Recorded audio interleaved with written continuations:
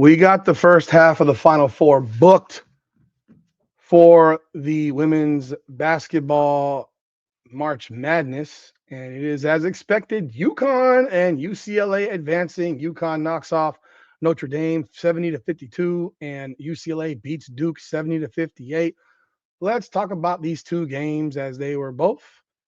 I mean, they were similar but different. You had the Superwoman Hannah Hidalgo versus the super team UConn, and clearly UConn was the better squad.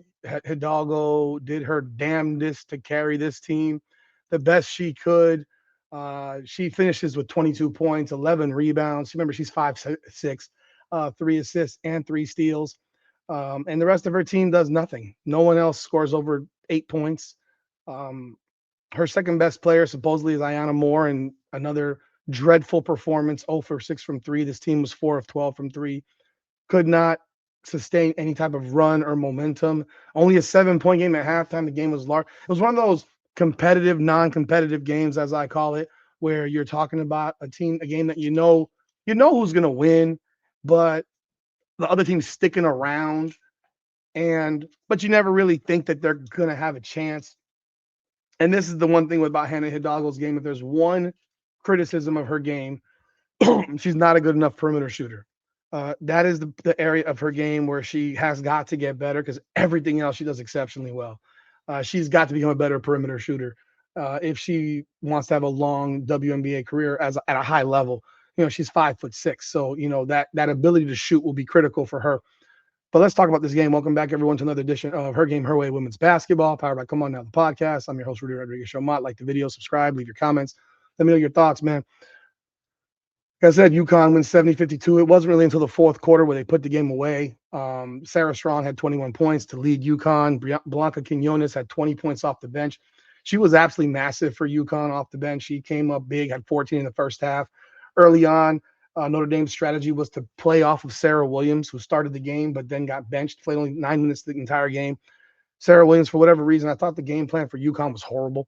Just being completely transparent, I thought their game plan was terrible. I didn't understand what they were trying to do, what their attack was, what their purpose was in this game. It was like we're just playing. Strong is on the outside a little bit too much, in my opinion. Williams is way too much on the outside. And because she has the ball on the outside, 18, 20 feet from the rim, well, Notre Dame just backed off her and let her stand there and basically played 5-on-4 against everybody else, because Williams is not going to take a 20-footer. She's just not. And if she can't take or make a 20-foot shot, then, well, guess what? You got to replace her. And that's exactly what Gino Auriemma did. He brought in Blanca Quinones, who immediately made an impact. She hit 4 threes in this game, 7 of 12 from the field, 8 rebounds. She was a killer. She was the X factor. She was the X factor in today's game. If Blanca Quinones had not done what she did in that first half, UConn might have possibly lost this game. I mean, that was a possibility. They could have lost this game. Now, Sarah Strong picked up the slack in the second half. She had 15 in the second half of her 21. Played really well down the stretch. Was more aggressive, attacking, aggressive, shooting, doing everything that she needed to do, get the job done, get the win. 21.7 rebounds. Azzi Fudd, not that good. She finished with 13, 5 of 12. Started off really slow. Finished with 4 assists, but she dribbles right all the time. Constantly dribbling right. Constantly dribbling. Dribble right. Nothing goes to the left, it seems like, with her. To me, she's an easy cover. But there was a point where Hannah Hidalgo was being double teamed without the ball. She got Caitlin Clark treatment without the ball. She got doubled without the ball. She's 5'6". She played all 40 minutes. Reality remains that Notre Dame's other women, they're just not good. They make stupid mistakes. Cassandra Prosper goes for 4 points. She fouls out. She did nothing right the entire game, commits dumb fouls. You got 8 points from Vanessa De Jesus. She hit 2 threes. And then you got KK Bransford gets 7 points off the bench. But other than that, they did nothing. I mean, they did nothing. They scored 52 points. Hannah Hidalgo's got 22 and 3 assists, so she accounted for at least 28 of the 52. They're not going to win that way. And they were there. It was 32-25. It was 32-25 at halftime. Could have been 30-27 at halftime. But Notre Dame turns the ball over right before the end of the half. And UConn's able to come back and score to make it 32-25 at the break. And really, it never got closer. It was being played mostly in the 7 to 10 point range. the entire game until the fourth quarter, really. So UConn will advance 25th Final Four. They are the best team in the country, in my opinion. I don't think there's any doubt. They played really poorly their last two games, in my opinion. And that said, they still are winning by 21 and by 18. They're just so good. They're just so talented. Like the people off the bench today, Jana Al-Alfi gave UConn 7 minutes, but they were 7 strong minutes. Kaylee Heckel gives 11 minutes. She hit that shot right before the half and made it 32-25. I thought that was a big shot. And of course, Quinones goes for 30 minutes, 20 points. Ali Zeibel has 11 minutes on the floor. And yeah, they move on to face the winner of the South Carolina TCU game tomorrow night. So we'll see what happens. I expect it to be South Carolina, but we'll see. There are some people that believe South Carolina has a chance now.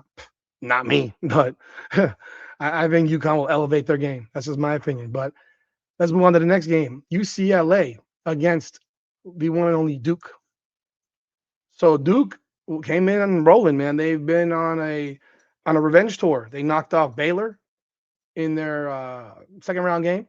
They knock off LSU in their Sweet 16 game, and UCLA was the next on the list.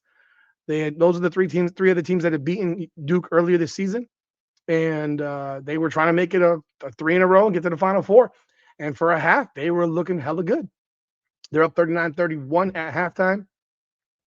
Thought that UCLA did not play big enough in the first half. They did not shoot the ball well. This was a brutal shooting performance from both teams, and I'm telling you right now, UCLA, they brought in Yana Nipkins to be a shooter, and I'm going to tell you this right now. If they shoot like this against Texas, they're going to get beat by Texas again. If Texas beats Michigan, which I expect to happen tomorrow, they'll lose to Texas.